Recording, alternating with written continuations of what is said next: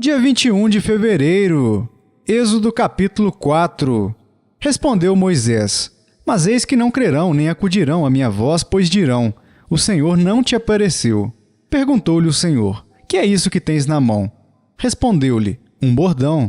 Então lhe disse: Lança-o na terra. Ele o lançou na terra, e o bordão virou uma serpente, e Moisés fugia dela. Disse o Senhor a Moisés: Estende a mão e pega-lhe pela cauda. Estendeu ele a mão, pegou-lhe pela cauda, e ela se tornou em bordão, para que creiam que te apareceu o Senhor, Deus de seus pais, o Deus de Abraão, o Deus de Isaque e o Deus de Jacó. Disse-lhe mais o Senhor: Mete agora a mão no peito. Ele o fez. E tirando-a, eis que a mão estava leprosa, branca como a neve. Disse ainda o Senhor: Torna a meter a mão no peito. Ele a meteu no peito novamente. E quando a tirou, eis que se havia tornado como o restante de sua carne. Se eles te não crerem, nem atenderem à evidência do primeiro sinal, talvez crerão na evidência do segundo. Se nem ainda crerem mediante estes dois sinais, nem te ouvirem a voz, tomarás das águas do rio e as derramarás na terra seca. E as águas que do rio tomares, tornar-se-ão em sangue sobre a terra. Então disse Moisés ao Senhor: Ah, Senhor, eu nunca fui eloquente, nem outrora nem depois que falaste a teu servo, pois sou pesado de boca e pesado de língua. Respondeu-lhe o Senhor: Quem fez a boca do homem? Ou quem faz o mudo, ou o surdo, ou o que vê, ou o cego? Não sou eu o Senhor? Vai, pois, agora, e eu serei com a tua boca e te ensinarei o que hás de falar. Ele, porém, respondeu: Ah, Senhor, envia aquele que hás de enviar menos a mim. Então se acendeu a ira do Senhor contra Moisés e disse: Não é Arão o levita teu irmão? Eu sei que ele fala fluentemente, e eis que ele sai ao teu encontro, e vendo-te, se alegrará em seu coração. Tu, pois, lhe falarás e lhe porás na boca as palavras, e eu serei com a tua boca, e com a dele vos ensinarei o que deveis fazer. Ele falará por ti ao povo, ele te será por boca, e tu lhe serás por Deus. Toma, pois, este bordão na mão, com o qual hás de fazer os sinais. Saindo Moisés, voltou para Jetro, seu sogro, e lhe disse: Deixai-me ir, voltar a meus irmãos que estão no Egito para ver se ainda vivem. Disse-lhe Jetro: Vai-te em paz. Disse também o Senhor a Moisés em Midian: Vai, torna para o Egito, porque são mortos todos os que procuravam tirar-te a vida. Tomou, pois, Moisés a sua mulher e os seus filhos, fê-los montar num jumento e voltou para a terra do Egito. Moisés levava na mão o bordão de Deus. Disse o Senhor a Moisés: Quando voltares ao Egito, vê que faças diante de Faraó todos os milagres que te hei posto na mão, mas eu lhe endurecerei o coração para que não deixe ir o povo. Dirás a Faraó: Assim diz o Senhor: Israel é meu filho, meu primogênito. Digo-te, pois, deixa ir meu filho, para que me sirva. Mas se recusares deixá-lo ir, eis que eu matarei teu filho, teu primogênito.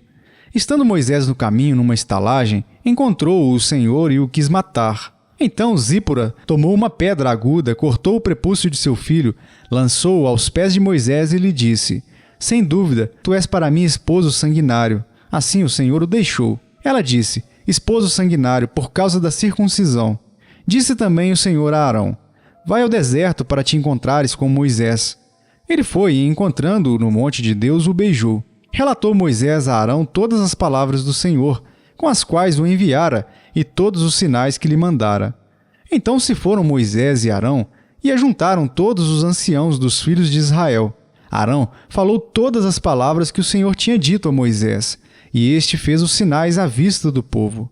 E o povo creu, e tendo ouvido que o Senhor havia visitado os filhos de Israel, e lhes vira a aflição, inclinaram-se e o adoraram. Lucas capítulo 7. Tendo Jesus concluído todas as suas palavras dirigidas ao povo, entrou em Cafarnaum, e o servo de um centurião, a quem este muito estimava, estava doente, quase à morte. Tendo ouvido falar a respeito de Jesus, enviou-lhe alguns anciãos dos judeus, pedindo-lhe que viesse curar o seu servo. Estes, chegando-se a Jesus, com instância lhe suplicaram, dizendo: Ele é digno de que lhe faças isto, porque é amigo do nosso povo, e ele mesmo nos edificou a sinagoga. Então Jesus foi com eles, e já perto da casa, o centurião enviou-lhe amigos para lhe dizer: Senhor, não te incomodes, porque não sou digno de que entres em minha casa.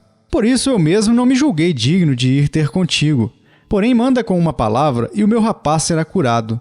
Porque também eu sou homem sujeito à autoridade e tenho soldados às minhas ordens. E digo a este, vai, e ele vai. E a outro, vem, e ele vem. E ao meu servo, faze isto, e ele o faz. Ouvidas essas palavras, admirou-se Jesus dele e, voltando-se para o povo que o acompanhava, disse, afirmo-vos que nem mesmo em Israel achei fé como esta. E voltando para casa, os que foram enviados encontraram curado o servo. Em dia subsequente, dirigia-se Jesus a uma cidade chamada Naim, e iam com ele os seus discípulos e numerosa multidão. Como se aproximasse da porta da cidade, eis que saía o enterro do filho único de uma viúva, e grande multidão da cidade ia com ela. Vendo-a, o Senhor se compadeceu dela e lhe disse, não chores. Chegando-se, tocou o esquife, e parando os que o conduziam, disse, jovem, eu te mando, levanta-te. Sentou-se o que estivera morto e passou a falar, e Jesus o restituiu à sua mãe. Todos ficaram possuídos de temor e glorificavam a Deus, dizendo, grande profeta se levantou entre nós, e Deus visitou o seu povo. Esta notícia a respeito dele divulgou-se por toda a Judéia e por toda a circunvizinhança. Todas essas coisas foram referidas a João pelos seus discípulos. E João, chamando 2 deles, enviou-os ao Senhor para perguntar, és tu aquele que estava para vir, ou havemos de esperar outro? Quando os homens chegaram junto dele, disseram, João Batista enviou-nos para te perguntar, és tu aquele que estava para vir, ou esperaremos outro? Naquela mesma hora, curou Jesus muitos de moléstias e de flagelos, e de espíritos malignos, e deu vista a muitos cegos. Então Jesus lhes respondeu, ide e anunciai a João o que vistes e ouvistes. Os cegos veem, os coxos andam, os leprosos são purificados, os surdos ouvem, os mortos são ressuscitados, e aos pobres anuncia-se-lhes o Evangelho. E bem-aventurado é aquele que não achar em mim motivo de tropeço. Tendo-se retirado os mensageiros, passou Jesus a dizer ao povo a respeito de João, que saístes a ver no deserto? Um caniço agitado pelo vento? Que saístes a ver? Um homem vestido de roupas finas? Os que se vestem bem e vivem no luxo assistem nos palácios dos reis. Sim, que saístes a ver? Um profeta? Sim, eu vos digo, e muito mais que profeta. Este é aquele de quem está escrito, eis aí envio diante da tua face o meu mensageiro, o qual preparará o teu caminho diante de ti. E eu vos digo, entre os nascidos de mulher ninguém é maior do que João, mas o menor no reino de Deus é maior do que ele. Todo o povo que o ouviu, e até os publicanos, reconheceram a justiça de Deus, tendo sido batizados com o batismo de João. Mas os fariseus e os intérpretes da lei rejeitaram, quanto a si mesmos, o desígnio de Deus, não tendo sido batizados por ele. A que, pois, compararei os homens da presente geração, e a que são eles semelhantes? São semelhantes a meninos que, sentados na praça, gritam uns para os outros. Nós vos tocamos flauta, e não dançastes. Entoamos lamentações, e não chorastes. Pois veio João Batista, não comendo pão nem bebendo vinho, e dizeis, tem demônio. Veio o Filho do Homem, comendo e bebendo, e dizeis, eis aí um glutão e bebedor de vinho, amigo de publicanos e pecadores. Mas a sabedoria é justificada por todos os seus filhos. Convidou-o um dos fariseus para que fosse jantar com ele. Jesus, entrando na casa do fariseu, tomou lugar à mesa. E eis que uma mulher da cidade pecadora, sabendo que ele estava à mesa na casa do fariseu, levou um vaso de alabastro com unguento, e estando por detrás aos seus pés, chorando, regava-os com suas lágrimas e os enxugava com os próprios cabelos, e beijava-lhe os pés e os ungia com unguento. Ao ver isto, o fariseu que o convidara disse consigo mesmo, se este fora profeta, bem saberia quem e qual é a mulher que lhe tocou, porque é pecadora. Dirigiu-se Jesus ao fariseu e lhe disse, Simão, uma coisa tenho a dizer-te. Ele respondeu, dize-a, mestre. Certo credor tinha 2 devedores. Um lhe devia 500 denários e o outro 50. Não tendo nenhum dos 2 com que pagar, perdoou-lhes a ambos. Qual deles, portanto, o amará mais? Respondeu-lhe Simão, suponho que aquele a quem mais perdoou. Replicou-lhe, julgaste bem. E voltando-se para a mulher, disse a Simão, vês esta mulher? Entrei em tua casa e não me deste água para os pés. Esta, porém, regou os meus pés com lágrimas e os enxugou com seus cabelos. Não me deste ósculo. Ela, entretanto, desde que entrei, não cessa de me beijar os pés. Não me ungiste a cabeça com óleo, mas esta, com bálsamo, ungiu os meus pés. Por isso te digo, perdoados lhe são os seus muitos pecados, porque ela muito amou, mas aquele a quem pouco se perdoa, pouco ama. Então disse a mulher, perdoados são os teus pecados. Os que estavam com ele à mesa começaram a dizer entre si, quem é este que até perdoa pecados? Mas Jesus disse à mulher, a tua fé te salvou, vai-te em paz. Jó capítulo 21. Respondeu, porém, Jó, ouvi atentamente as minhas razões, e já isso me será a vossa consolação. Tolerai-me, e eu falarei. E havendo eu falado, podereis zombar. Acaso é do homem que eu me queixo? Não tem motivo de me impacientar? Olhai para mim e pasmai, e ponde a mão sobre a boca, porque só de pensar nisso me perturbo, e um calafrio se apodera de toda a minha carne. Como é, pois, que vivem os perversos, envelhecem e ainda se tornam mais poderosos? Seus filhos se estabelecem na sua presença, e os seus descendentes ante seus olhos. As suas casas têm paz, sem temor, e a vara de Deus não os fustiga. O seu touro gera e não falha, suas novilhas têm a cria e não abortam. Deixam correr suas crianças como a um rebanho, e seus filhos saltam de alegria. Cantam com tamboril e harpa e alegram-se ao som da flauta. Passam eles os seus dias em prosperidade e em paz descem à sepultura. E são estes os que disseram a Deus, retira-te de nós. Não desejamos conhecer os teus caminhos. Que é o Todo-Poderoso para que nós o sirvamos? E que nos aproveitará que lhe façamos orações? Vede, porém, que não provém deles a sua prosperidade. Longe de mim o conselho dos perversos. Quantas vezes sucede que se apaga a lâmpada dos perversos? Quantas vezes lhes sobrevém a destruição?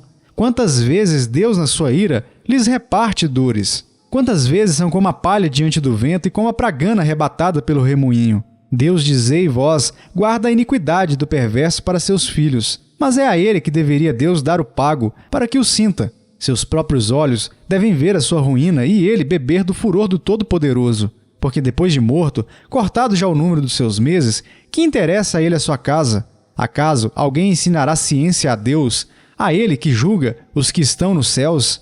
Um morre em pleno vigor, despreocupado e tranquilo, com seus baldes cheios de leite e fresca a medula dos seus ossos. Outro, ao contrário, morre na amargura do seu coração, não havendo provado do bem. Juntamente jazem no pó, onde os vermes os cobrem. Vede que conheço os vossos pensamentos e os injustos desígnios com que me tratais. Porque direis, onde está a casa do príncipe e onde a tenda em que morava o perverso? Porventura não tendes interrogado os que viajam? E não considerastes as suas declarações, que o mal é poupado no dia da calamidade, é socorrido no dia do furor? Quem lhe lançará em rosto o seu proceder? Quem lhe dará o pago do que faz? Finalmente, é levado à sepultura, e sobre o seu túmulo se faz vigilância. Os torrões do vale lhe são leves, todos os homens o seguem, assim como não tem número os que foram adiante dele. Como, pois, me consolais em vão? Das vossas respostas só resta falsidade. 1 Coríntios capítulo 8. No que se refere às coisas sacrificadas a ídolos, reconhecemos que todos somos senhores do saber. O saber ensoberbece, mas o amor edifica. Se alguém julga saber alguma coisa, com efeito, não aprendeu ainda como convém saber. Mas se alguém ama a Deus, esse é conhecido por ele. No tocante à comida sacrificada a ídolos, sabemos que o ídolo de si mesmo nada é no mundo e que não há senão um só Deus. Porque ainda que há também alguns que se chamem deuses, quer no céu ou sobre a terra, como há muitos deuses e muitos senhores, todavia, para nós há um só Deus, o Pai de quem são todas as coisas e para quem existimos, e um só Senhor, Jesus Cristo, pelo qual são todas as coisas, e nós também por ele. Entretanto, não há esse conhecimento em todos, porque alguns, por efeito da familiaridade, até agora com o ídolo, ainda comem dessas coisas, como a ele sacrificadas, e a consciência destes, por ser fraca, vem a contaminar-se. Não é a comida que nos recomendará a Deus, pois nada perderemos se não comermos, e nada ganharemos se comermos. Vede, porém, que esta vossa liberdade não venha, de algum modo, a ser tropeço para os fracos. Porque se alguém te vir a ti, que és dotado de saber à mesa em templo de ídolo, não será a consciência do que é fraco induzida a participar de comidas sacrificadas a ídolos? E assim, por causa do teu saber, perece o irmão fraco pelo qual Cristo morreu. E deste modo, pecando contra os irmãos, golpeando-lhes a consciência fraca, é contra Cristo que pecais. E por isso, se a comida serve de escândalo a meu irmão, nunca mais comerei carne, para que não venha a escandalizá-lo.